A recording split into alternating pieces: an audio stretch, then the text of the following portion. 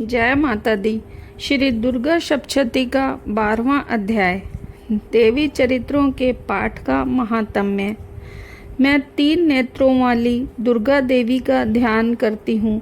उनके श्री अंगों की आभा बिजली के समान है। वे सिंह के कंधे पर बैठी हुई भयंकर प्रतीत होती हैं। हाथों में तलवार और ढाल लिए अनेक कन्याएं उनकी सेवा में खड़ी हैं।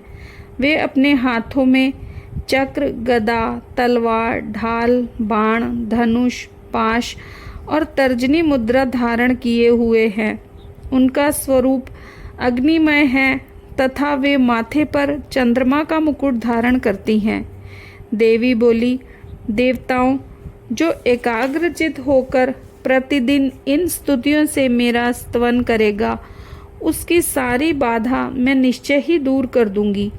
जो मधुकैटभ का नाश, महिषासुर का वध तथा शुंभ निशुंभ के संहार के प्रसंग का पाठ करेंगे तथा अष्टमी, चतुर्दशी और नवमी को भी जो एकाग्रचित हो भक्ति पूर्वक मेरे उत्तम महात्म्य का श्रवण करेंगे, उन्हें कोई पाप नहीं छू सकेगा।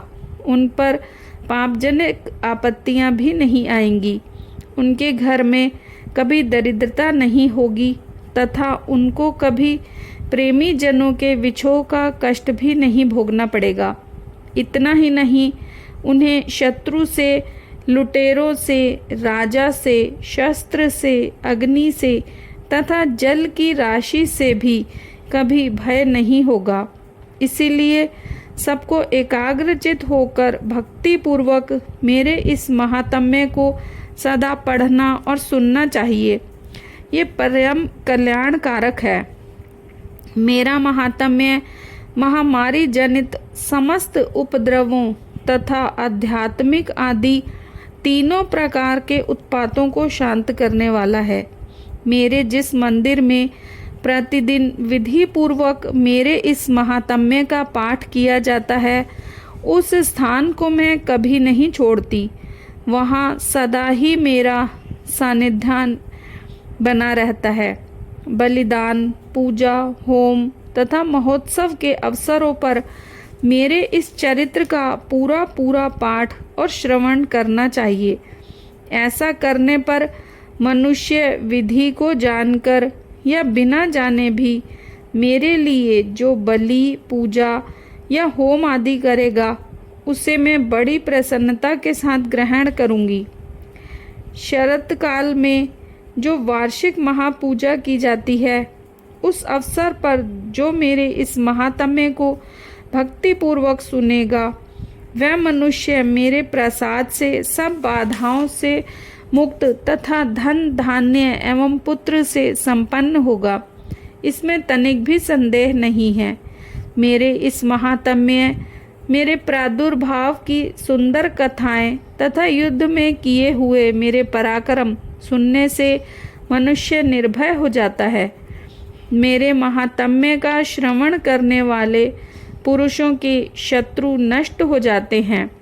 उन्हें कल्याण की प्राप्ति होती है तथा उनका कुल आनंदित रहता है। सर्वत्र शांति, कर्म में बुरे स्वप्न दिखाई देने पर तथा ग्रह जनित भयंकर पीड़ा उपस्थित होने पर मेरा महात्म्य श्रवण करना चाहिए। इन सब से विघ्न तथा भयंकर ग्रह पीड़ाएं शांत हो जाती हैं और मनुष्यों द्वारा देखा हुआ दुस्वप्न शुभ स्वप्न में परिवर्तित हो जाता है।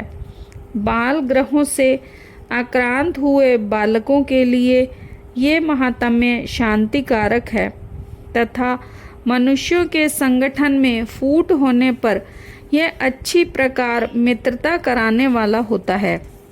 यह महात्म्य समस्त दुराचारियों के बल का नाश कराने वाला है। इसके पाठ मात्र से राक्षसों, भूतों और पिशाचों का नाश हो जाता है। मेरा यह सब महात्म्य मेरे सामीप्य की प्राप्ति कराने वाला है। सम्यक प्रकार पुष्प, अर्घ्य, धूप, दीप, गंध आदि उत्तम सामग्रियों द्वारा पूजन करने से, ब्राह्मणों को भोजन कराने से, होम करने से, प्रतिदिन अभिषेक करने से, नाना प्रकार के अन्य भोगों का अर्पण करने से तथा दान देने आदि से 1 वर्ष तक जो मेरी आराधना की जाती है और उससे मुझे जितनी प्रसन्नता होती है उतनी प्रसन्नता मेरे इस उत्तम चारित्र का एक बार श्रवण करने मात्र से हो जाती है। यह मातम्य श्रवण करने पर पापों को हर लेता है और आरोग्य प्रदान करता है।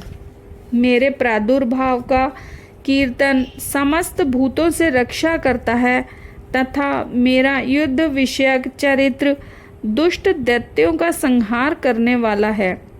इसके श्रवण करने पर मनुष्यों को शत्रु का भय नहीं रहता।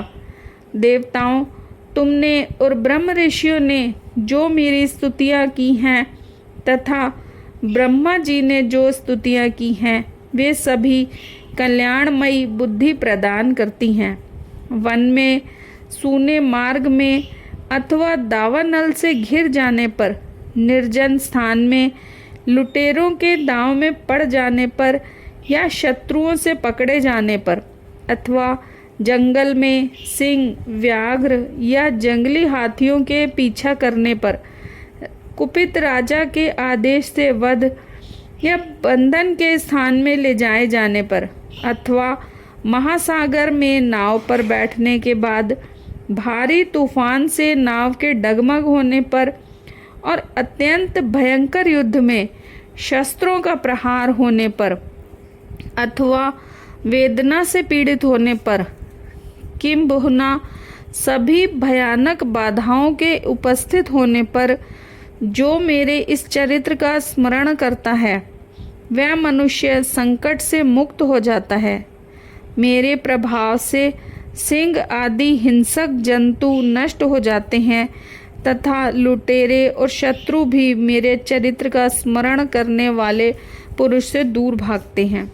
ऋषि कहते हैं, यों कहकर प्रचंड पराक्रम वाली भगवती चंडिका सब देवताओं के देखते देखते वहीं अंतर्ध्यान हो गई।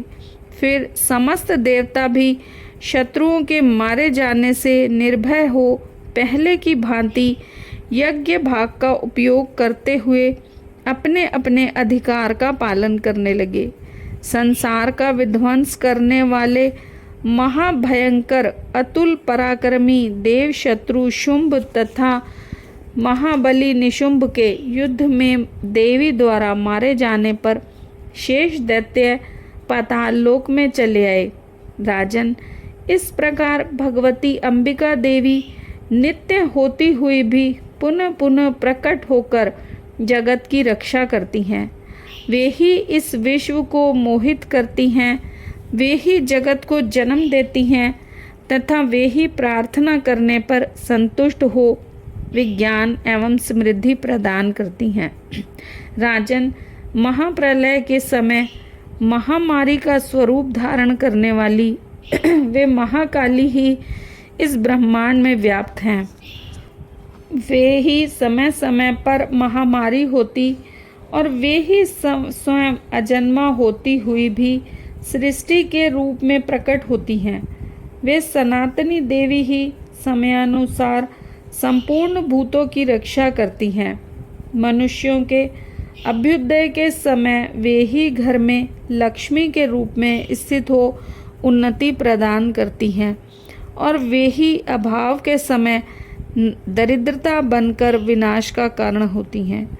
पुष्प, धूप और गंध आदि से पूजन करके उनकी स्तुति करने पर वे धन, पुत्र, धार्मिक बुद्धि तथा उत्तम गति प्रदान करती हैं।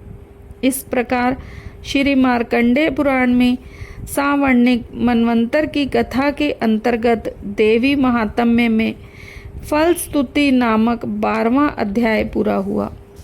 13वां अध्याय सुरथ और वैश्य को देवी का वरदान।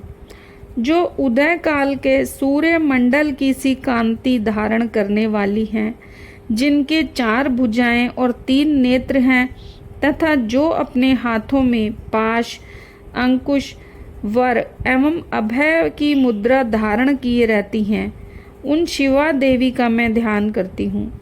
ऋषि कहते हैं, राजन, इस प्रकार मैंने तुमसे देवी के उत्तम महात्म्य का वर्णन किया है जो इस जगत को धारण करती हैं। उन देवी का ऐसा ही प्रभाव है। वे विद्या उत्पन्न करती हैं। भगवान विष्णु की माया स्वरूपा उन भगवती के द्वारा ही तुम ये वैश्य तथा अन्याय विवेकी जन मोहित हुए हैं और आगे भी मोहित होंगे। महाराज, तुम उन्हीं परमेश्वरी की शरण में जाओ। आराधना करने पर वे ही मनुष्यों को भोग, स्वर्ग तथा मोक्ष प्रदान करती हैं। मार्कंडेय जी कहते हैं, मेधा मुनि के ये वचन सुनकर राजा सुरथ ने उत्तम व्रत का पालन करने वाले उन महाभाग महर्षि को प्रणाम किया। वे अत्यंत ममता और राज्यापहरण से बहुत खिन्न हो चुके थे। महामुने, इसीलिए विरक्त होकर वे राजा तथा वैश्य तत्काल तपस्या को चले गए और वे जगदम्बा के दर्शन के लिए नदी के तट पर रहकर तपस्या करने लगे। वे वैश्य उत्तम देवी सूक्त का जाप करते हुए तपस्या में प्रवृत्त हुए। वे दोनों नदी के तट पर देवी की मिट्टी की मूर्ति बनाकर पुष्प, धूप और हवन आदि के द्वारा उनकी आराधना करने लगे। उन्होंने पहले तो आहार को धीरे धीरे कम किया, फिर बिल्कुल निराहार रहकर देवी में ही मन लगाए। एकाग्रता पूर्वक उनका चिंतन आरंभ किया। वे दोनों अपने शरीर के रक्त से प्रोषित बलि देते हुए लगातार 3 वर्ष तक संयम पूर्वक आराधना करते रहे। इस पर प्रसन्न होकर जगत को धारण करने वाली चंडिका देवी ने प्रत्यक्ष दर्शन देकर कहा। देवी बोली, राजन तथा अपने कुल को आनंदित करने वाले वैश्य, तुम लोग जिस वस्तु की अभिलाषा रखते हो वह मुझसे मांगो। मैं संतुष्ट हूँ, अतः तुम्हें वह सब कुछ दूंगी। मार्कंडेय जी कहते हैं, तब राजा ने दूसरे जन्म में नष्ट न होने वाले राज्य मांगा तथा इस जन्म में भी शत्रुओं की सेना को बलपूर्वक नष्ट करके पुनः अपना राज्य प्राप्त कर लेने का वरदान मांगा। वैश्य का चित्त संसार की ओर से खिन्न एवं विरक्त हो चुका था और वे बड़े बुद्धिमान थे। अतः उस समय उन्होंने तो ममता का अहंता रूप आसक्ति नाश करने वाला ज्ञान मांगा। देवी बोली, राजन, तुम थोड़े ही दिनों में शत्रुओं को मारकर अपना राज्य प्राप्त कर लोगे। अब वहाँ तुम्हारा राज्य स्थिर रहेगा। फिर मृत्यु के पश्चात तुम भगवान विवस्वान के अंश से जन्म लेकर इस पृथ्वी पर सावर्णिक मनु के नाम से विख्यात होगे। वैश्यवर, तुमने भी जिस वर को मुझसे प्राप्त करने की इच्छा की है उसे देती हूँ। तुम्हें मोक्ष के लिए ज्ञान प्राप्त होगा। मार्कंडेय जी कहते हैं, इस प्रकार उन दोनों को मनोवांछित वरदान देकर तथा उनके द्वारा भक्ति पूर्वक अपनी स्तुति सुनकर देवी अंबिका तत्काल अंतर्ध्यान हो गई। इस तरह से देवी से वरदान पाकर क्षत्रियों में श्रेष्ठ सुरथ सूर्य से जन्म ले सावर्णिक नामक मनु होंगे। इस प्रकार श्री मार्कंडेय पुराण में सावर्णिक मनवंतर की कथा के अंतर्गत देवी महात्म्य में सुरथ और वैश्य को वरदान नामक 13वां अध्याय पूरा हुआ।